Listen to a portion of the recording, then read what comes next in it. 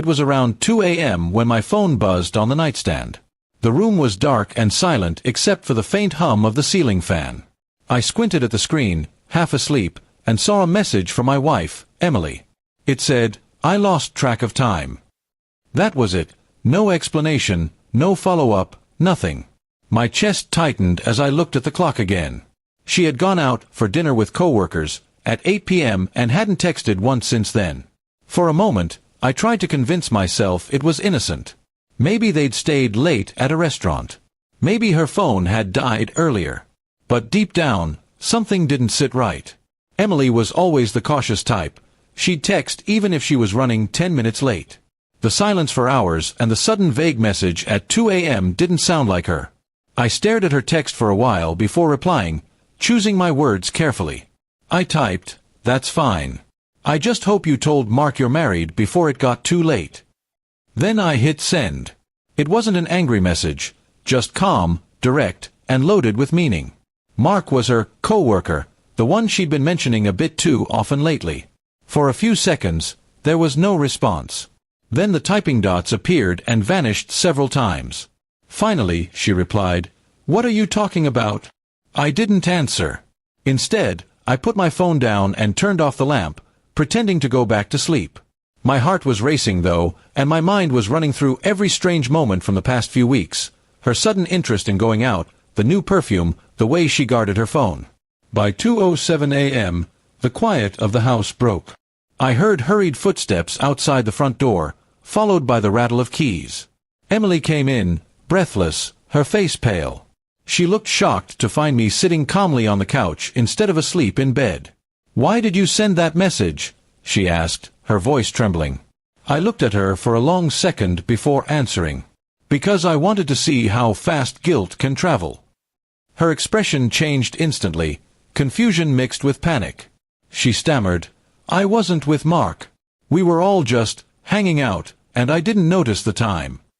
I nodded slowly, pretending to believe her, but my eyes said otherwise. "Where were you hanging out?"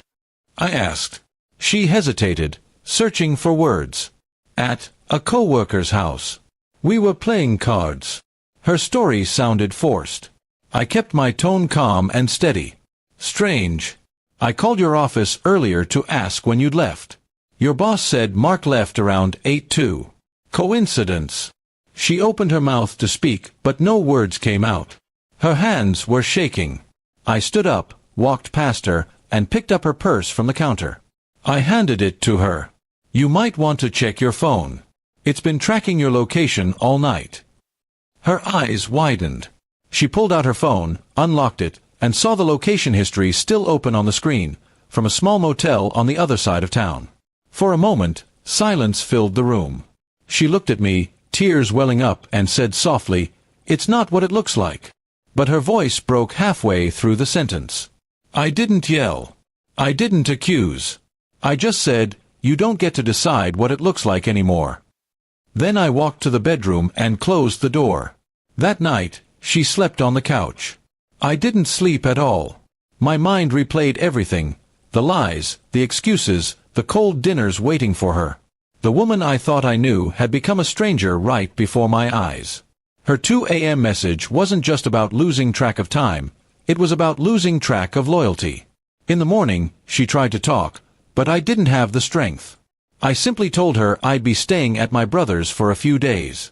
She cried and begged me to listen, saying it was a mistake, that nothing serious had happened. But mistakes don't come with secret locations and midnight lies. As I packed my things, I realized something. Sometimes silence reveals more truth than shouting ever could. My one calm text at 2 a.m. had told me everything I needed to know about our marriage. It showed me her fear, her guilt, and the distance she'd already created between us. When I left the house, she stood in the doorway, tears running down her face. I didn't look back. Because at 2 a.m., when she said she lost track of time, I realized I had lost track of her long before that. And now, there was no message that could undo what was already broken. By 2:10 that night, her panic had said more than any confession ever could.